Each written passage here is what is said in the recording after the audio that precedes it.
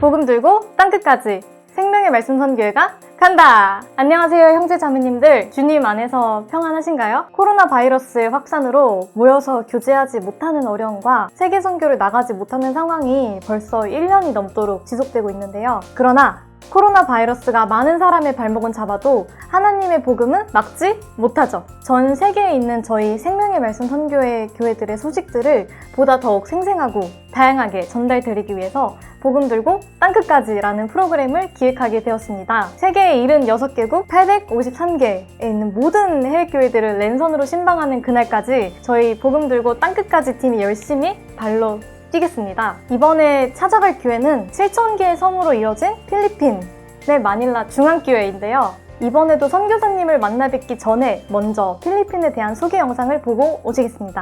함께 시청해 보실까요? 필리핀에 대해 소개합니다. 필리핀 하면 무엇이 생각나시나요?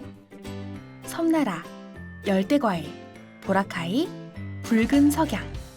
필리핀은 동남아시아에 위치한 7천여 개의 섬으로 이루어진 국가입니다. 섬이 정말 많죠? 그리고 7천여 개의 수많은 섬들 중 가장 큰 11개의 섬이 전국 면적의 96%를 차지하고 있다고 해요. 필리핀에는 1억 2천만의 인구가 있고 세계에서 12번째로 인구가 많은 나라이며 마닐라라는 도시를 수도로 삼고 있고 자국 언어인 따갈로그어, 영어, 스페인어를 사용하고 있습니다. 에스파냐의 영향으로 로마 가톨릭이 우세한 기독교 국가이며 83%가 카톨릭 신자, 9%가 개신교를 믿고 있다고 해요. 필리핀의 기후는 고온다습한 열대 사바나성 기후로 연 평균 기온은 27도이며 1년 중 12월부터 4월까지는 건기, 5월부터 11월까지는 우기로 분류됩니다. 지역마다 연 강수량의 차이는 있지만 마닐라를 기준으로 연간 약 2,000mm 정도의 비가 쏟아진다고 해요. 또 태풍과 지진, 화산분화 등 자연재해가 빈번히 발생하는 나라이기에 현지에서 복음을 전하고 계시는 선교사님의 가정과 교회들은 기도의 힘이 더욱 필요할 것 같습니다. 현재는 19분의 선교사님들과 현지 전도인 31명이 복음을 전하고 계신다고 해요. 선교사님들께서 2022년 한 해 필리핀을 향해 품고 계신 믿음의 비전이 참 놀랍기만 한데요. 내년에는 63개의 교회와 37개의 선교원을 통해 총 100개의 복음의 터전이 새로이 생겨나길 기도하고 계십니다. 놀랍도록 뜨겁게 복음이 전파되고 있는 필리핀. 코로나 팬데믹 속에서도 열기 가득한 선교지의 현장을 소개합니다. 와, 7,000개의 섬으로 이루어져 있다니 아직도 복음이 닿아야 할 곳이 정말 많은 것 같습니다. 더욱더 멀리 복음이 퍼져나갈 수 있도록 함께 기도드리도록 하겠습니다. 이번에는 13년 동안 필리핀에서 복음을 위해 힘쓰고 계신 마닐라 중앙교회의 박흥순 선교사님을 모셔봤습니다. 선교사님 나와주세요. 예, 안녕하세요. 네, 이렇게 인터뷰에 참여해주셔서 정말 너무 감사드립니다. 예, 저도 이렇게 이런 기회를 통해 필리핀 교회를 소개할 수 있게 돼서 너무나 감사합니다. 복음 들고 땅끝까지라는 프로그램이 어떤 프로그램인지 아시나요? 사실 이번 인터뷰를 하면서 알게 됐습니다. 코로나 시대 이후로 유튜브를 사용하시는 성도분들이 많아지셨는데요. 보다 더 생생하게 현지의 소식들을 전해주시면 많은 분들께 은혜가 될 것 같습니다. 저도 이렇게 영상을 통해서 전 세계에 계신 많은 형제자매님들께 소개를 하고 같이 교제할 수 있는 시간을 주신 거에 대해서 너무나 감사를 드립니다. 선교사님 혹시 시간은 괜찮으신가요? 현지 시간이 몇 시죠? 오후 12시 15분입니다. 낮 시간입니다. 괜찮습니다. 한국보다 1시간 느리네요, 시간이. 네, 1시간 늦습니다. 복음 들고 한번 가보도록 하겠습니다. 구호를 한번 외치고 시작할까 하는데요. 둘, 셋. 복음 들고! 감사합니다가 따갈로그로 뭐죠? 살라마포. 살라마꼬. 일본어 같은데, 잠깐만요. 복음 들고! 땅끝까지. 살라마꼬! 살라마포. 자, 그럼 인터뷰의 시작에 앞서서 필리핀이란 나라에 대해서 선교사님께 한번 들어보도록 하겠는데요. 필리핀은 어떤 나라인지 이제 종교나 언어, 인구수, 필리핀이란 나라에 대해서 소개를 해주실 수 있으실까요? 대략적으로 소개를 드리면 약 7천여 개의 섬으로 이루어진 나라입니다. 그리고 필리핀의 인구는 현재 1억 1천만 명이 좀 넘습니다. 사용되는 언어로는 영어와 따갈로그를 같이 사용하고 있습니다. 필리핀이 과거에 스페인에 330년간 식민지 생활을 했기 때문에 스페인 영향을 받아서 그때 이제 가톨릭을 받아들이게 됐고, 그러다 보니까 지금 필리핀 전체 국민의 약 한 85%가량이 가톨릭 신자로 이렇게 알려져 있습니다. 그리고 이제 나머지 한 10% 정도가 이제 개신교고요. 그리고 이제 나머지 한 5%가 뭐 이슬람교를 비롯한 뭐 기타 이제 무신교 뭐 이런 구성으로 되어 있습니다. 여기 필리핀에도 미국에서 이제 선교사들이 들어오면서 복음을 가진 교회들이 올바른 복음을 전했던 일부 교회들이 있습니다. 그래서 그런 교회들을 통해서 구원받은 소수의 사람들이 있긴 한데 아주 극소수고요. 대다수의 사람들이 그냥 영접식 구원, 이제 필리핀에서는 ABC라고 하는데요. Accept, Believe and Confess라고 대부분 그렇게 영접식 구원, 또 복음이 없는 다른 뭐 이단 종교들도 많이 있고요. 그러다 보니까 실제 복음을 가지고 올바른 복음을 전하는 교회는 찾아보기가 정말 힘듭니다. 그래도 85% 정도가 카톨릭을 믿고 있다고 하면은 그래도 성경적인 것에 대해서 얘기를 꺼내면 거부감이 없을 것 같은데, 길거리에서 노방전도 같은 거를 하실 때에도 보면은 반응이 좋더라고요. 표정도 다들 좋으시고. 필리핀 사람들이 굉장히 호의적입니다. 그리고 다른 사람이 다가와서 이야기를 하면 항상 웃는 모습으로 이렇게 이야기를 해주고, 카톨릭 배경을 가지고 있다 보니까 성경 배우는 거에 대해서는 전혀 거부감이 없습니다. 저희가 대집회 때라든지 아니면 기타 집회 때마다 전도지를 돌리고 초청을 하면 대부분 사람들이 초청에 응하고, 물론 거의 90% 가까이가 대답은 하지만 실제 참석하는 사람은 아마 20-30% 정도가 실제 참석하는 것 같습니다. 필리핀 선교는 어떻게 시작됐고 성장했는지 그 과정과 현황을 알 수 있을까요? 네, 필리핀에 복음이 처음 전해지게 된 것은 1998년 그 서울중앙교회에 계신 집사님 한 분께서 까비떼 지역에 친구분이 계셨는데, 그 친구분을 전도를 하면서 그때 당시에는 이제 카세테이프 한 세트를 전해주셨고, 그걸 통해서 이제 말씀을 듣게 됐고, 이제 그게 계기가 돼서 이제 서울중앙교회 목사님들께서 계속 주기적으로 오셔서 집회를 했습니다. 처음에는 이제 한인들 대상으로 전도가 됐었습니다. 한인들 모임이 이제 유지가 되면서 2004년도에 처음으로 한국에서 선교사님이 파송이 됐고, 그 이후에 뭐 현지인들도 전도가 조금씩 되고, 2008년도에 이제 제가 7월에 두 번째로 필리핀 나아가 선교사로 발령을 받아서 오게 됐습니다. 그 이후에 2008년, 2009년 선교사님들 네 분이 이제 오시고, 그 위에 또 오시고, 이렇게 하면서 이제 본격적으로 필리핀 선교가 시작이 됐죠. 2011년도 기점을 통해서 이제 선교사님들이 어느 정도 좀 오셨고, 또 같이 마음을 모아서 이제 협력하면서 전도가 되기 시작하고 탄력을 받았던 것 같아요. 그 위에 전도되는 것을 보면 수양회 때 처음에 200명 시작됐다면은 그 이후에 450명, 그리고 그 이후에 한 750명, 1200명 배로다가 이렇게 증가가 됐던 것 같습니다. 지금은 이제 선교사님들이 19분이 계시고, 또 현지 전도인들이 31분이 계셔서 총 50명이 같이 마음을 모아서 복음을 전하고 이제 교제를 하고 있습니다.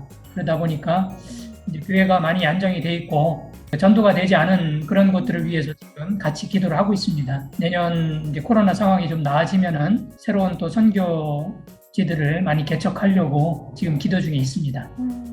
코로나로 인해서 지금은 많은 어려움을 겪고 있지만 많은 영혼들이 더욱더 인도되어 구원받을 수 있도록 함께 기도드리도록 하겠습니다. 선교사님 혹시 어떻게 필리핀에 가게 되셨는지 여쭤볼 수 있을까요? 제가 필리핀 선교사로 지원하게 된 계기는 제가 2005년도에 그 일본의 단교 선교사로 잠깐 파송됐던 적이 있습니다.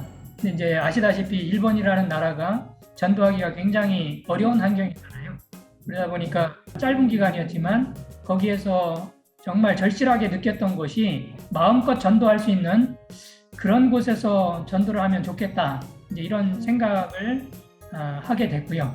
그 이후에 인도교회 담임 전도인으로 이제 파송이 됐는데, 양구도 이제 아시다시피 지역이 굉장히 작은 지역이고 한국에서 가장 북단에 있는 그런 지역 교회잖아요. 그러다 보니까 이제 인구도 한 2만 명이 채 안 되고, 또 그런데 2만 명이 안 되는 곳에 교회가 50개가 됩니다.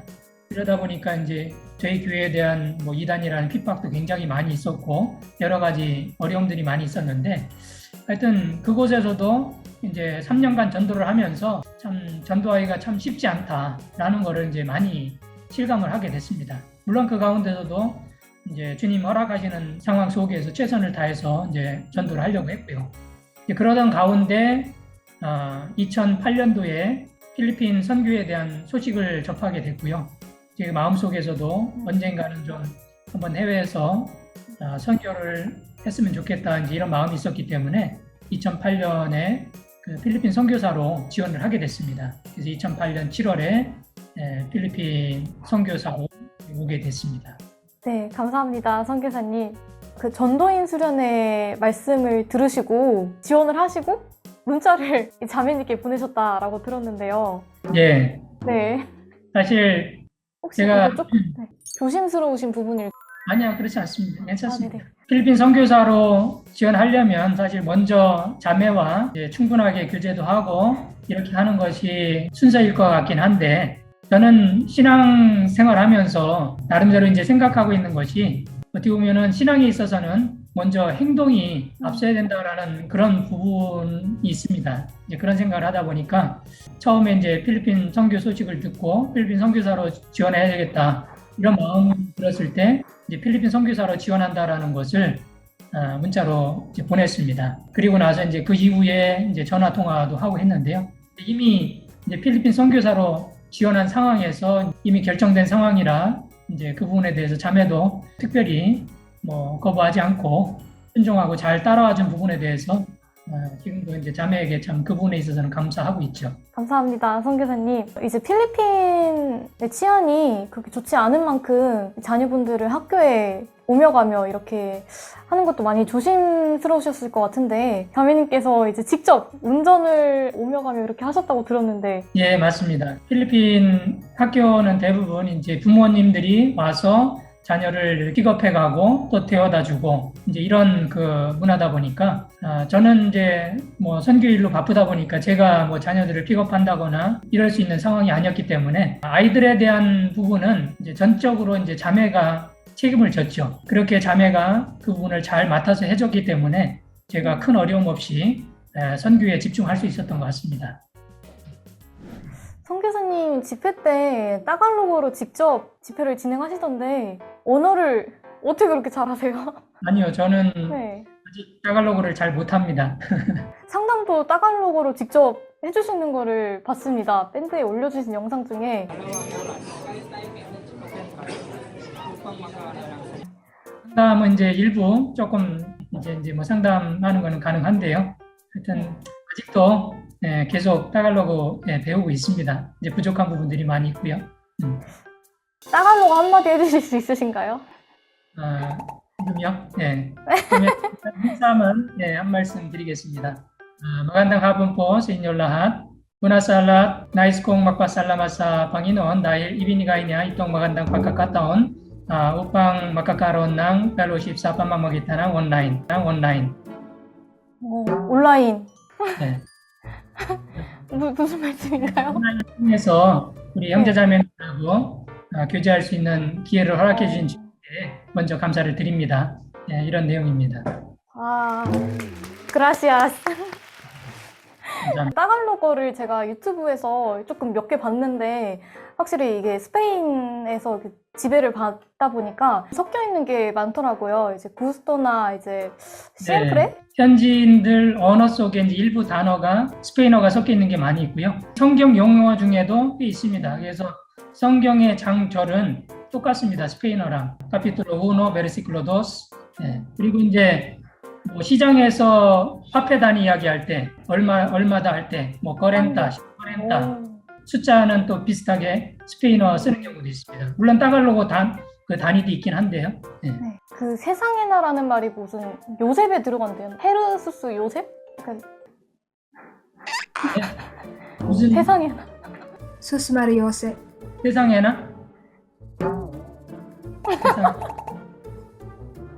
아이고, 네. 아이고, 곤란하게 드렸네요. 땀이 나네요. 현지 일화에 대해서 몇 가지 들은 게 있는데요. 처음 파견 가신 분들께서 말씀하시기를 초기에 냉장고가 없어서 음식 보관이 힘드셨다고 들었거든요. 뭐 이제 현지인들 위주로 이루어진 그 현지인 교회 같은 경우는요, 물론 뭐 냉장고가 없습니다. 그리고 이제 필리핀 가정에 가도 좀 이제 냉장고를 갖추고 있는 그런 가정들도 있지만은 사실 필리핀 분들이 냉장고를 가지고 거기에다가 음식을 저장해 놓고 사실 그런 문화는 아닙니다. 왜냐하면 대부분이 그날 시장을 봐서 그거를 바로 요리를 해서 그냥 한 번에 한 끼 먹고 그거를 이제 끝납니다. 저장을 하는 문화가 아니에요. 그러다 보니까 대부분 현지 교회들이 냉장고가 없습니다.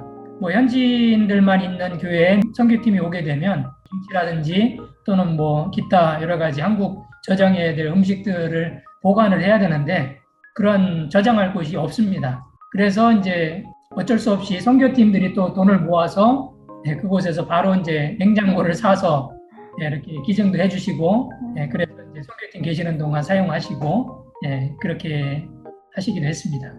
정말 부지런해야지 먹을 수 있는 그런 나라네요. 그리고 이제 대부분 현지인들 식생활을 보면 그냥 밥에다가 반찬 한 가지입니다. 그게 이제 식사예요. 우리 한국 사람들처럼 다양한 종류의 이제 반찬이 없습니다. 그러니까 한국은 이제 최소한 이제 뭐 식사라면 보통 뭐 4-5가지 기본 반찬들이 있고 국이나 찌개 넣고 같이 식사를 하잖아요.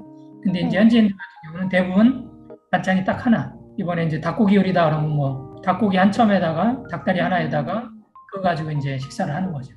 아니면은 뭐 야채에다가 이제 뭐 돼지고기 조금 볶아가지고 그거 반찬 하나 가지고 이제 식사하고 거의 그런 문화입니다. 이제 대부분 서민들은 좀 생활이 넉넉지 않기 때문에 반찬 하나에 밥 하나. 그러니까 일식 일차. 이제 현지에서 생활을 하시면서 특별히 생각나시는 한국 요리가 있으실까요?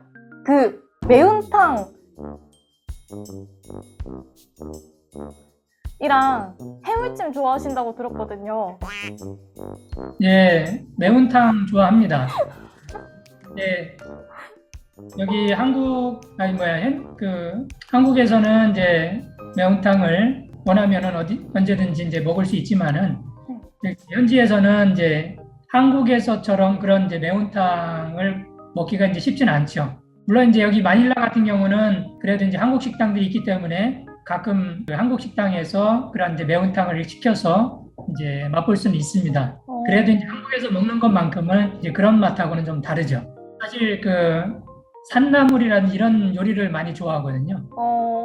필리핀은 그런 산나물이 없잖아요. 이제 그런 계절이 없기 때문에 한국에서 가끔 이제 선교팀이 오신다든지 아니면 이제 뭐 한국 분들을 통해서 이렇게 그런 산나물을 받는다든지 그럴 때 참 먹어보면 참 맛이 다르죠. 예, 그래서 선교사님이 내년쯤에 방문을 하시죠? 예, 내년에 한국 이제 한번 방문을 하려고 계획하고 있습니다. 제가 해물찜 맛있는 곳으로 안내해드리겠습니다. 아, 감사합니다. 저희 팀장님이 잘하시거든요.